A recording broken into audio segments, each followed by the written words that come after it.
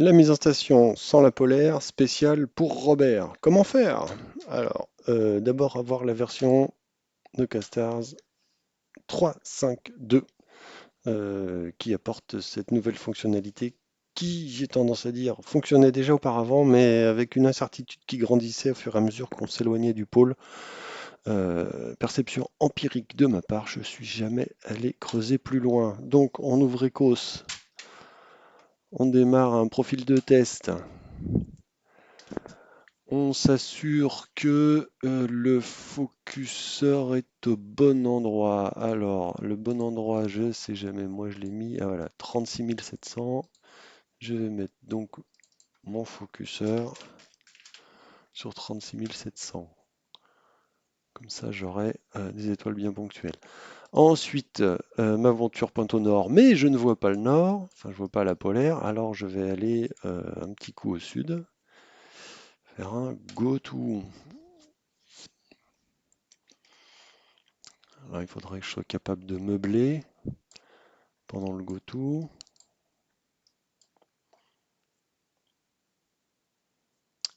Voici qui arrive. Voilà. Et donc à partir de là, on va aller sur ce nouvel onglet, enfin l'onglet existant qui a été refondu. Ils ont été chercher un peu de place, ils ont enlevé l'ancien, ils l'ont mis dans un nouvel onglet. Donc on va aller faire une rotation vers l'ouest, n'est-ce pas? Oui, c'est ça. Et on va se limiter à 15 degrés parce que j'ai pas besoin de plus. Et là, on clique sur démarrer. Et donc là, voilà, ça y est, il a déjà fait la première, il a pris le premier cliché ici. Il a pas râlé parce qu'il n'était pas sur la polaire. Il prend un autre cliché, a priori là. Il est en train de me le solver. J'espère que ça va pas être trop long.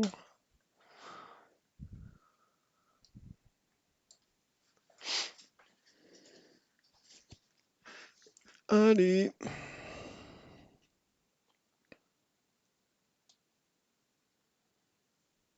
C'est trop long, c'est pas normal. J'ai bien mes trucs de synchro là. Oui. Euh,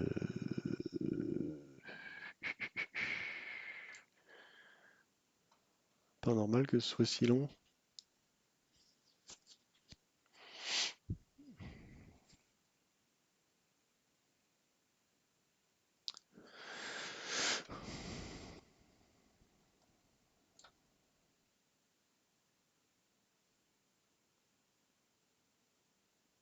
Allez mon bonhomme. Bon, je vais l'arrêter. M'agace un peu ça, c'est pas normal. Je vais revenir un peu plus près du méridien. Go to.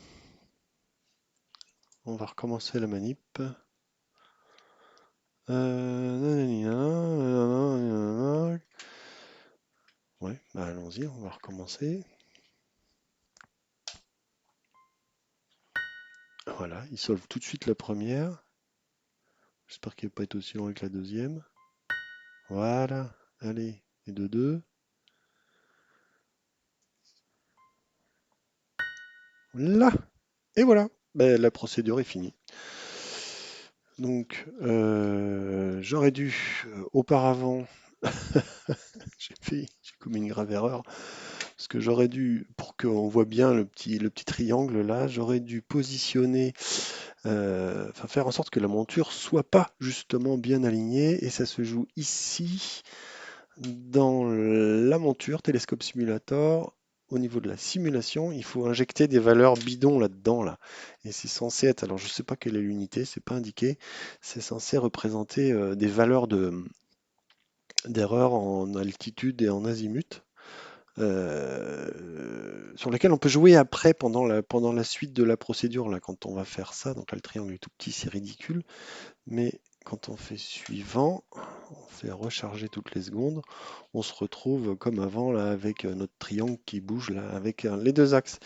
Accessoirement, il nous dit dans quel sens il faut aller. C'est pas mal fichu là sur ce coup-là. Voilà, donc en fait, bon, cette étape de la procédure change pas beaucoup, c'est juste le fait qu'on puisse le faire partout. Voilà, voilà. Allez, plus dans le bus.